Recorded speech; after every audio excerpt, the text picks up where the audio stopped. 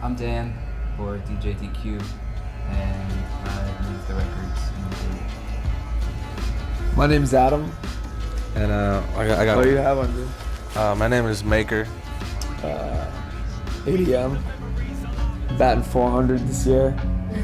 And I'm the vocalist for the group.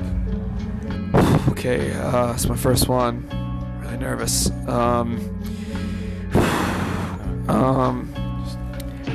I've been in the game so many years now. Slanging yeah yo. No, I kind of like it like this. Can I hold it like this? All right. My name's Adam, ADM, and this is Glue right here. This trio. We're sort of like a jazz trio without any instruments or weird time signatures. And we represent ethnicity and art. You don't need to all gone, lasting longer than a second wind. I start wondering where I begin. Driving halfway across the country and writing this down on a napkin. Well, trapped in a moving cage and haunted by being precocious. It's Gmo. Our music is gangster emo.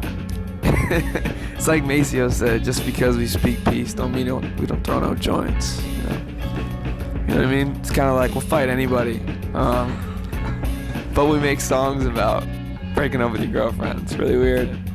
It's very circus influenced.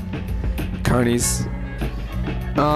It has a lot to do with making sure that the music has quality. Maker. Make sure that the drums are always banging. No drum machines. That's not our steez. Dan does a lot of amazing stuff manually. Scratches in a lot of instruments. He's the best DJ in this room right now. And then I try to make sure that the singing is really off key, very unprofessional, and the raps are par. The raps are par. Very par. Trying to get above average. It's my turn to shed skin, let us sin or repent. Show the surface some love, then forgive and forget. See, my torment is more like a tournament for these demon and stick figure soldiers. Overdosing on serotonin. Yeah, you get to, the awesome thing about what we do, and I don't know, I'll speak for myself, I don't know about you guys, but it's not all the time that you get the opportunity to really see America's floors.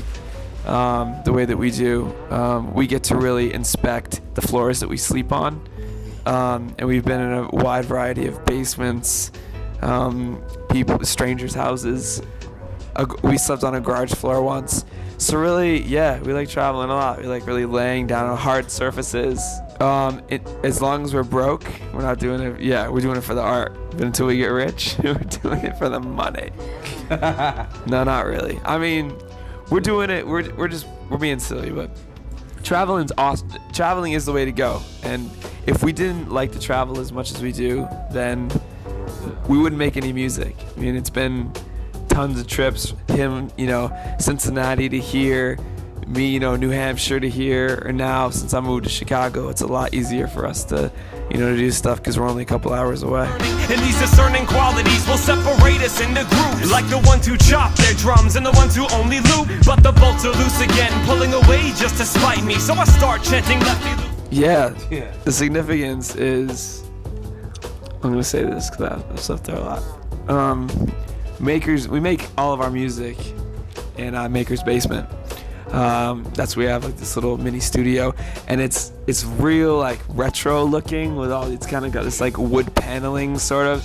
So yeah, you have seen it as a matter of fact. And but we have actually never made a song during the day.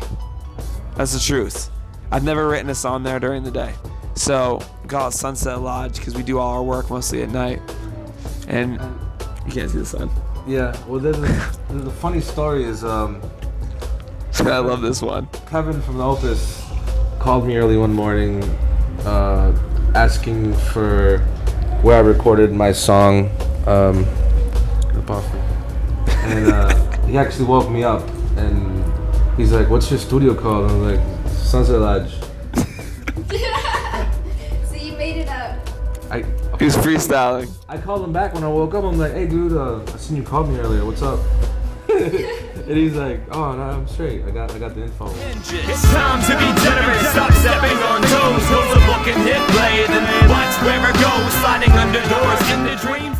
A lot of pizzazz. A lot of charisma. Some damn good music. I think for anybody who owns Seconds Away, when we made that album, like we pretty much came together to make that album, but we weren't comfortable with each other yet, to the point where we were making songs, you know. This EP is, you can tell, is a lot different from the first album, simply because we had already been making music and we worked on an album, and you know, it was much smoother, and we knew our tendencies, we knew what we wanted, and so I think there's more direction in the music. Yeah, we fought a lot more, which was good. Yeah, really. Because before, when we came together and did Seconds Away, it's like, what do you want to do? Whatever, that's fine. But this time, we knew what we wanted to do. Sort of the direction we headed in was, I think, a really good one. Interestingly enough, I think that's a really good question, because we could tell you kind of from 3 different points of view. Like, I know lyrically on this album, I think it's a good segue from Seconds Away to this, and then to kind of like what we're doing now.